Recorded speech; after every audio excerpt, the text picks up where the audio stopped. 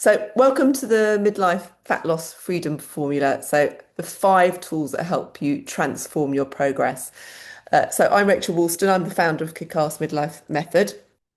So, what we'll be covering. So, by the end of this workshop, you'll understand why maybe the tracking you've done in the past hasn't worked, why eating more strategically is what you want to be doing rather than restriction, and how that changes absolutely everything. How structured strength training reshapes your body, the mindset shifts that separate success from the constant yo-yo dieting that you may have experienced, and the simple daily habit that prevents normally, I don't know, 4 p.m. sabotage. Who has a 4 p.m. sabotage between 2 and 4? Yeah. It's either it comes out as snacking, or you feel like really hungry, or really tired is normally the one. So, a little bit about me. For those of you who don't know me, I have got a very long history in health and performance. So, I began as a journalist. Actually, way back, I started as a celebrity journalist and then went into health and women's features, became an associate editor, and specialised in writing about stress, diet, performance. I've interviewed trainers all around the world who work with Hollywood celebs. Then I left and set up an outdoor boot camps in 2007 that became successful, and then went into a femtech sports platform, Girls Run the World, which empowered women through running and triathlon. And then Kick-Ass Coaching has really come from that combined experience of all of those things. So my specialisms are all women's health, basically, all women's health and performance, pre and postnatal, peri and menopause, and then sports performance from a women's perspective. I'm trained in yoga, and I'm also trained in biomechanics for improved function. And sports background when I was younger, I was very sporty. Just one of those people's, like, I was a bit like a Labrador dog. Give me a ball and I'd chase the ball forever, basically. So the results you can kind of expect for taking on these tools, just so you can see what it looks like in terms of evidence wise. So Sonia, an interesting Sonia was a client that I used to train in my boot camps, and in like 6 months, she, in the time she trained with me online compared to just doing boot camp stuff, this is what she lost. She was always strong, but she lost 9 kilos, like 20 pounds in the time she did online, just because it's kind of more all inclusive. You can see, and we'll talk about that in terms of structured training. We'll talk about that in terms of nutrition. And now she's living in Australia. So she kind of did it to build her strength and adventurous spirit for living in Australia.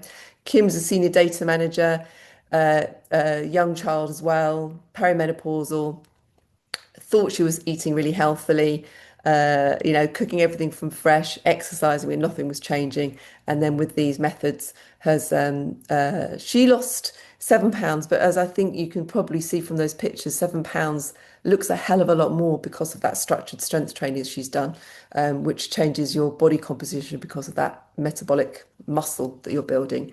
And then Fionn is a university lecturer. She's still with me at the moment. And how much has she lost? I think she's lost nine. Oh, yeah, there it is. Sorry. 63 to 58.7. So it's 10 centimeters off her waist. And again, came to me and was like, she lectures in health. And she said, I don't understand why I can't lose any weight. I'm eating healthily, blah, blah, blah, doing all the stuff. And then again, with these methods, it really helped shift everything for her. So if you are interested, you can take that QR code. I think some of you have got the WhatsApp already. The first 3 women to message the word freedom via WhatsApp will get 20% off. So getting on to the 5 freedom formula tools. How many of you, what do you know about macros? When I say macros, give me a 2 in the chat when you're like, I know what macros are. 3 if you don't know what macros are.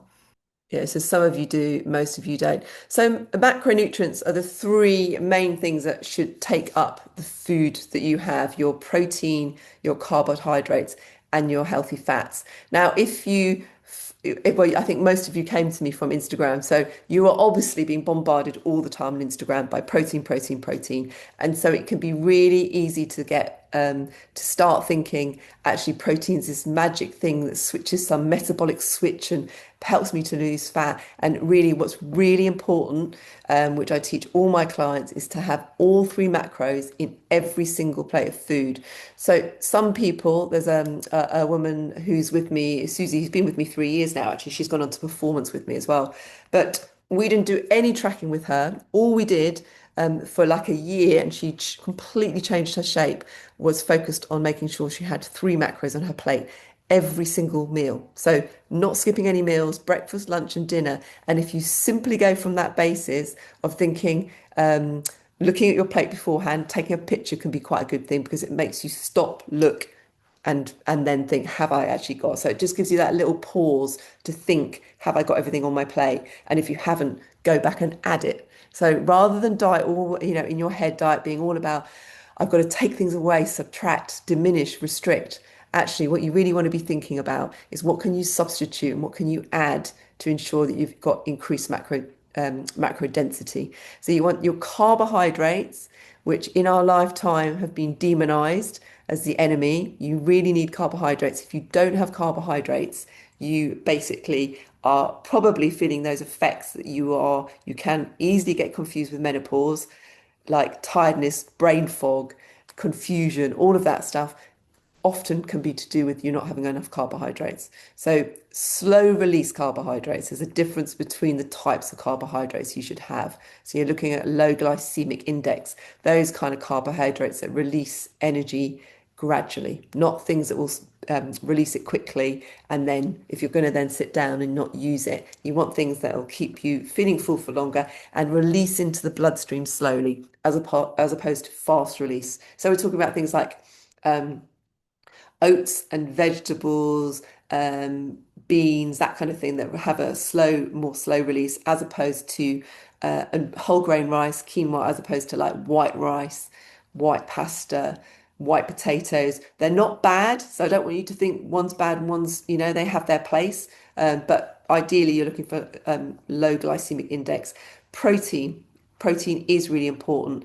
100% of the women who've come into my coaching have not been eating sufficient protein. Like everyone who thinks they are not eating enough protein. Your protein should be between 1.6 to 2.2 grams per kilo of body weight. And that depends on your activity levels and your goals and your age to a certain extent. But age is kind of related to activity levels. So, what you might see around nowadays would be somebody saying, oh, you should have X amount of protein if you're over 50. But over 50, 10 years ago, 5 years ago, is very different to the over 50s of today. So you've kind of got to be a little bit careful about these kind of blanket guidelines are given out and just think, well, I'm not a 50-year-old like 10 years ago who may have just been sitting down. So just thinking about that a little bit. So protein, really important for, it keeps you full for longer. So if you went away from this workshop and just tried next week having a protein breakfast as opposed to cereal, like eggs, and just tested to see how long that energy lasted before you started feeling hunger, or next week as a test, you would probably find that actually you feel fuller for much longer before you get that kind of 10:30 snack desire. And it's simply due to the protein. So having a think about that. And then healthy fats for hormonal function, joints, skin and nails. So all of those things, breakfast normally is typically something where people think, oh, end up just having kind of cereal with milk. Your protein's negligible in something like that. So just be thinking about oats with Farge fat-free Greek yogurt, that particular brand. The only time I ever talk about fat-free is only just because it's strained in a particular way that it has more protein in it than the full fat version. So that's the only time I ever talk about fat-free as being just that brand, just that yogurt. So you can have oats with Farge fat-free yogurt, a bit of chia seeds and some fruit, and then you've got that three macros. So thinking about that, and if all you did was that, from my evidence, you would lose weight because you're just getting those three macros. So instead of being like, what do I restrict? How do I cut down? Try those three things. Okay, and then tracking, the evil tracking, the calorie tracking that makes most women of our age go, oh my God, I can't bear the thought of calorie tracking. This is because, I mean, how many of you, if you've calorie tracked in the past, can you remember what calories you tracked? How many calories were you trying to eat? Have you tracked firstly? And if you have, just put in the chat how many calories you were trying to stick to. Or if you haven't tracked, tell me how many calories you thought you were trying to stick to, even when you weren't tracking. 1,600, 1,500, not tracked, 2,000. 1200. 1200 is the one that was around in magazines for absolutely no reason. And it's interesting like where these numbers have come from because typically what I'll find is when we will come up with a number to track and it bears absolutely no relation to their body weight, no relation to their goals. And so tracking is a nightmare if you're trying to stick to some calories that bears no relation to what your body weight is. You absolutely need to know your body weight because that dictates how much energy your body actually needs to exist just in walking around doing your everyday things. And then you think about your what you might need to do as a deficit, and also the other way when you're trying to grow muscle, what you might need to increase rather than always thinking about decreasing, what you need to eat more of in order to ensure you're getting the right energy for the results that you're looking for. So tracking as a short-term thing is a very, very good strategy. So rather than getting emotional about it, it's just a strategy. It's just you learn by putting things in. And nowadays, there are so many amazing trackers about. You can shove a photograph of a meal into ChatGPT when you're at a restaurant and go, can you guesstimate what that is? And it will go click, click, click, and it'll pull all these things up. So that makes it really easy. You've got AI trackers that you literally just do it for you. So tracking is a lot easier than it was 5 years ago. But then ultimately, firstly, you need to know what your weight is and you need to know how many calories you should be having just for your standard at the moment, your weight, your body weight now. And then never, ever, especially at this age, slash your calories by loads. You're looking at slow, sustainable loss. So you're losing body fat and you're not losing muscle. And this is what people are tending to do, which is what all the weight loss medications, unfortunately, are doing at the moment. Yes, people are being very successful at losing weight, but they're losing weight. And what you want to lose is body fat and build muscle. You don't want to lose muscle. And obviously, it's still a thing that I hear all the times people going, oh, it's great, I've lost all this weight. Losing weight for the sake of losing weight is not a good idea because if you're losing muscle, your metabolism slows down. So if you're someone in the past who's yo-yo dieted quite a lot, then what you've probably done in that time is lost a lot of muscle, which is why now you're probably finding at a later age harder to lose weight because your muscle's gone down. Plus, hormone change means that we're losing muscle even more. And we'll get on to resistance training afterwards. So don't underestimate your intake that you need. Most women are eating inconsistently. You're guessing portions and then thinking, I'm eating really healthily. You can eat the most amazing meals, cook the most amazing meals you like. It doesn't matter if you're overeating what your energy needs are, you will put on weight. So whether it's like unhealthy food or healthy food, healthy food can be unhealthy if you're eating too much and therefore you're putting on weight, which then affects your health. And another really handy trick that all my clients use is instead of getting overwhelmed when you're tracking as you go through the day, you're really busy, you've got loads of stuff going on, you're at work and you're like, oh God, I can't like sit down and bloody track my lunch and track my, and then by the afternoon you've given up anyway because you've just forgotten something. You think, oh, can't be bothered. So you sit down 5 minutes at the beginning of the day and you pre-populate it. So rather than waiting, you already know what your macros are going to be, what your calories are going to be, and you input it in advance. Now that automatically means you have to shop, make sure your cupboards are full and your fridge is full, so you actually have food to choose from.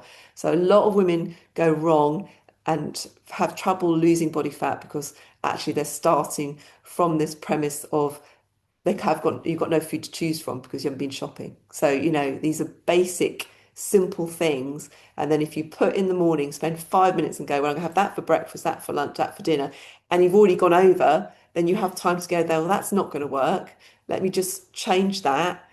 And then you very, very quickly have a much better understanding of what you need for your body, and you go from there. So use a tracker for a short-term strategic thing and reflect on it. So at the end of the week, if your weight has gone up, rather than just thinking, oh, it didn't work, go back, look at the tracker and think, oh, well, it hasn't worked because actually I've gone over what I'm meant to be having. Or look back and think, well, all I've got to do is cut 250 calories a day. I'm going to look back at my week that I've just tracked.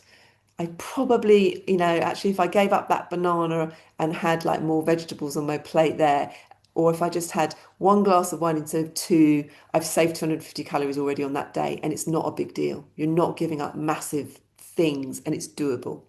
So it's just about being realistic and also recognizing that as you lose weight, your nutritional intake will decrease. So you always have to be um, in touch with your weight as it goes down or up because it will affect what macros you need.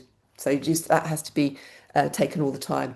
And then structured strength. So tool number three is don't do random workouts. It's a real it's very typical of women of our generation to have gone to gym classes or got a Peloton or gone to Pilates or choosing workouts off YouTube, which is all great. You're getting you moving, it's getting your heart pumping, but it's not structured. And to increase your muscle mass and maintain what you've already got, you need to do structured progressive overload. So that means not just you've probably seen all over the internet about lift heavy stuff, and the message is getting a little bit confused. Have you heard that around? Just lift heavy stuff?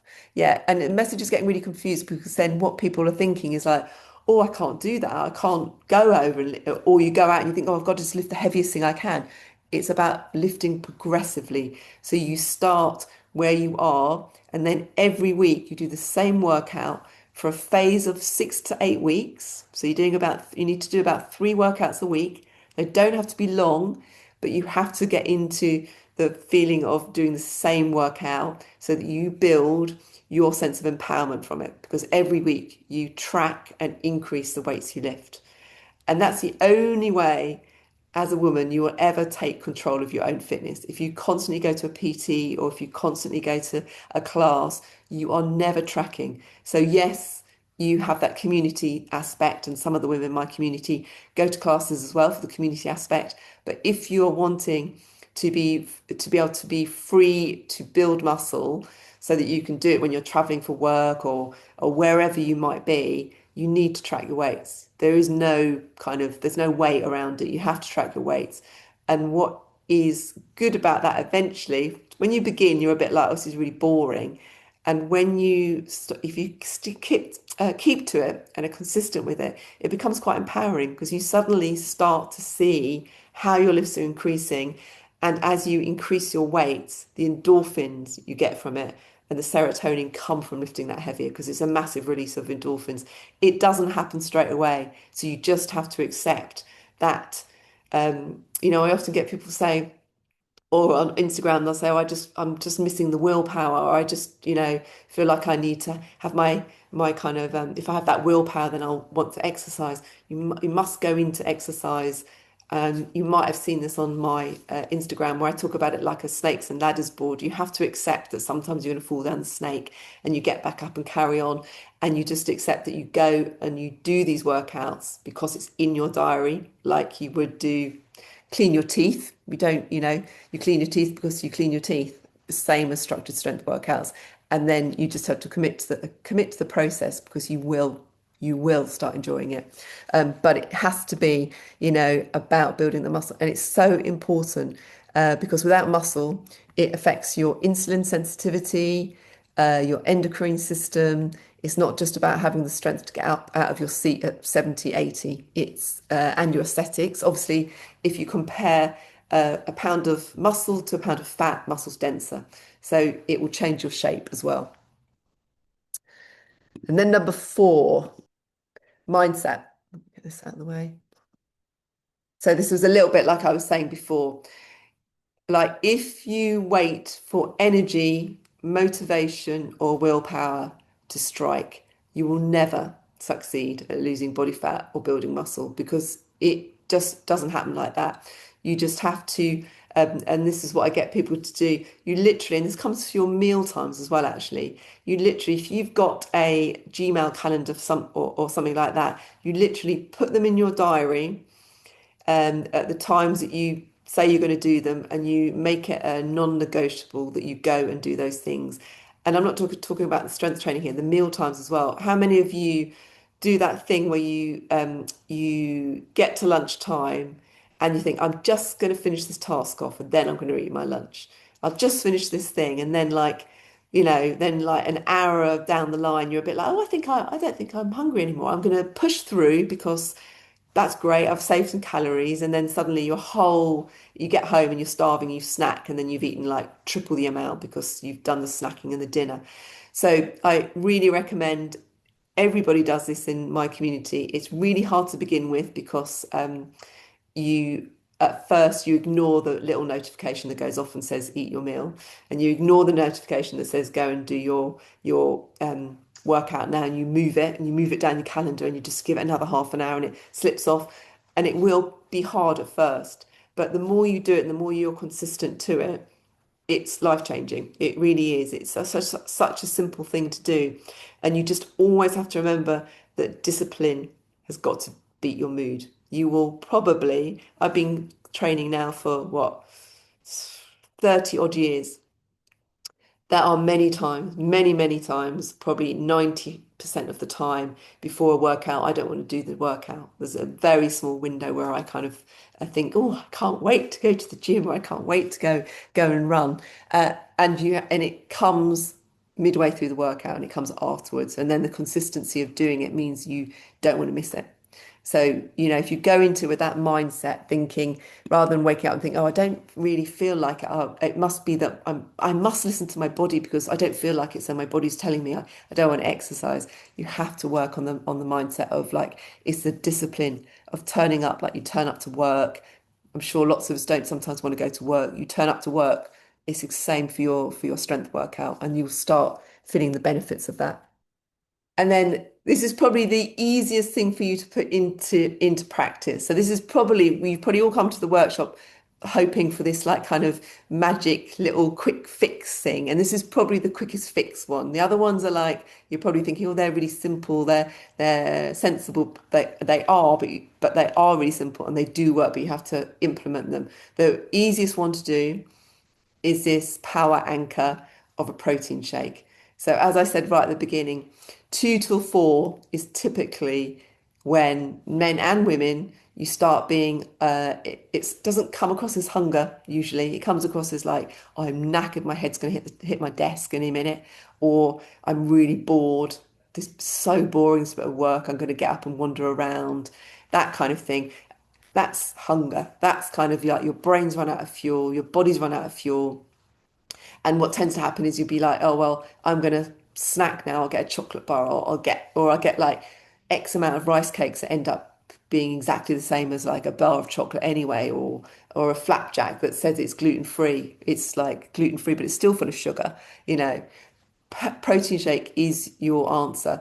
I recommend, just because I've tried loads, the form it's a vegan one. It has the least amount of GI upset for people.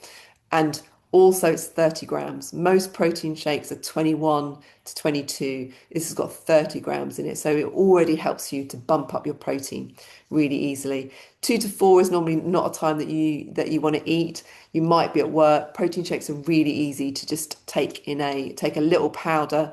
All you have to do is put it into even a coffee cup with water and shake it and it's done.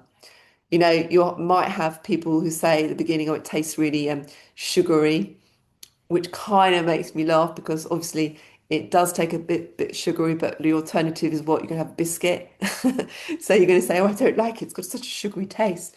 but I'll have a biscuit instead. The protein is going to help keep you full and it will help you feel a bit more energized and be able to get back onto work. So it's going to help prevent that blood sugar. It will probably help you when you get home as well if you have it, that 2 to 4 bit. It'll probably get you home and you'll be able to cook dinner if you're the one that's cooking dinner without that snacking as well. So if you were to take one thing from this to implement straight away, I would say do that one because it's really easy to do. So yeah, the freedom formula is those 5 things. It's strategic tracking. It's not about tracking all the time. It's just strategic tracking for a short period to help educate you on what you're actually putting in terms of your nutritional input. There are really good takeaways if you're actually looking at it and thinking, some things, for instance, where you could put it in like avocado, and then you'll be like, oh, avocado is really healthy, but that's like 370 calories for that bit I've just put on my toast. I just need to half that, and then I've got more balance. And those things can sometimes tip you over the edge. Rather than thinking about the crisps and the wine, it can sometimes be the things that you think are really healthy. Nuts are another one. Not much protein in terms of the calorific input that comes from nuts in terms of what you get from the protein. So nuts are sometimes not the best option either. So strategic tracking for a purpose to help educate you on what's going into your body. All 3 macros in all plates. So again, you could ditch the tracking and do the 3 macros. I recommend that you try and do all of these, but sometimes it's better to do one thing at a time uh, so that you can keep focused on one thing. Structured strength training, so following 3 workouts, keeping to the same workouts for a 6 week period, 6 to 12 weeks, and track your weights. So increase. You'll find after about and progressive overload. I've got another, I did this with my community last night. So if you want to understand a little bit more about what progressive overload is, how it should look and feel, and how that works, then if you're in that WhatsApp group, let me know and I can ping it in the WhatsApp group because that will give you a bit more information about how that should actually look in terms of progressive overload. And then use a calendar, not just for your work appointments and your social occasions. Use your calendar for your meal times because literally your snacking can often come down to simply when you've eaten in the day. If, for instance, typically women will say, I don't feel hungry at breakfast, so I skip breakfast. So you skip breakfast and then therefore you're hungry about 11. So therefore you have a really big snack at 11. Then you've pushed your lunch on, so lunch is a bit out of whack. And then you snack again because you've missed your lunch. And then it just pushes everything out of whack. So literally, and that helps when you're strategically tracking as well. If you look back and think, why did I snack? It's not often because you needed the snack, it's because the timing of when you're eating is out. So if you start structuring it in your calendar and sticking to it, you may find that all of the snacking goes automatically. It's nothing to do with this kind of, this need, your body has this need for sugar. It's simply that your eating structure of when you're eating your meals are just out, and that's it. And that 2 to 4 protein anchor. So these are the things that have helped those women that you saw at the beginning create those results. It's not some magic faddy fasting thing. It's not some magic switch. It's simply about those simple things that you actually implement consistently. And what I always like to say is think about it like, as I said before, like a snakes and ladders board. Recognize, because I don't know about you guys on here, would you call yourself an all or nothing person or perfectionist? Yes, in the chat or no? No, interesting.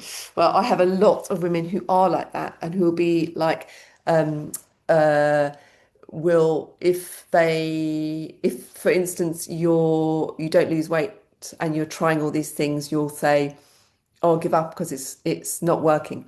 And actually, it has worked. You've learned something, and what it is about picking yourself up and thinking about it like a snakes and ladders board.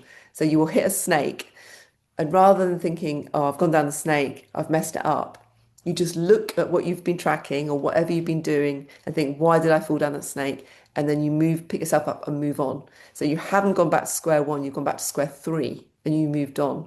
The trick is to keep on going and recognizing that and not giving everything up just because it hasn't worked out, first of all, because it'll be something in what you've been doing, not that it hasn't worked.